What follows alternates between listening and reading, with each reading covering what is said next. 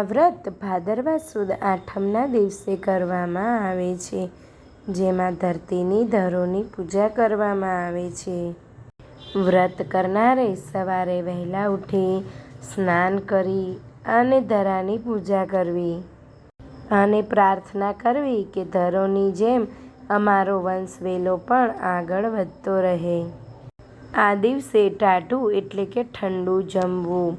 ભોજનમાં ચોખાના લાડુ અથવા તો ફણગાવેલા કઠોળના વડા એવું બધું લઈ શકાય છે. આ વ્રત બાળકોની રક્ષા માટે કરવામાં આવે છે તથા સંતાનોના કલ્યાણ માટે સ્ત્રીઓ આ વ્રત કરે છે. એક ગામમાં સાસુ અને વહુ રહેતી હતી. તે બંને ખૂબ જ સંપીને રહેતી હતી. વહુને નાનું બાળક હતું અને વહુ બધું સાસુને પૂછીને કરતી હતી, જ્યારે સાસુ પણ વહુનું માન રાખતી હતી. એવામાં ધરો આઠમનો દિવસ આવ્યો.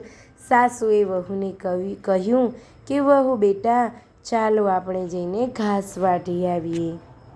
વહુ તો ધરો આઠમનું વ્રત કરતી હતી અને સાસુએ વાઢવાનું કહ્યું તો વહુને થયું કે આ દિવસે ધરો તો કેમ વઢાય, તો તેણે સાસુને ધરો વાટવાની ના પાડી દીધી અને સાસુને ગુસ્સો આવ્યો અને સાસુ વઢ્યા અને બોલ્યા કે ધરો નહીં લાવીએ તો ખાશો શું, તારું કપાળ? આથી વહુ તો લાચાર બની અને સાસુ સાથે ખેતરમાં ઘાસ વાઢવા માટે ચાલી નીકળી. ઘરની અંદર નાના બાળકને સુવાડ્યો અને બારણાની સાંકળ અટકાવી રાખી અને સાસુઓ ખેતરે ઘાસ વાઢવા માટે નીકળ્યા.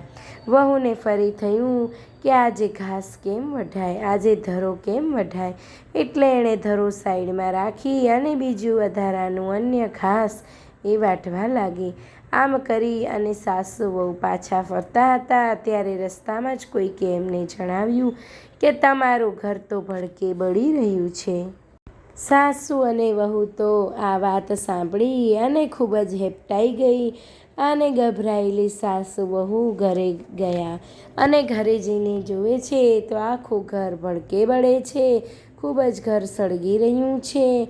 અને વહુએ સહેજ દરવાજો ખોલી અને તિરાડમાંથી જોયું તો એના બાળકની આજુબાજુ લીલું ઘાસ વીંટળાયેલું છે. આ દ્રશ્ય જોઈ અને વહુ તો ખૂબ જ ખુશ થઈ ગઈ અને વહુએ સાસુને કહ્યું કે જુઓ સાસુમાં, મારું વ્રત ખૂબ જ ફળ્યું છે, આ વ્રતનો મહિમા છે. સાસુએ પણ નક્કી કર્યું કે હવે ધરો આઠમના દિવસે ધરોને વાઢીશ નહીં અને કાપીશ નહીં.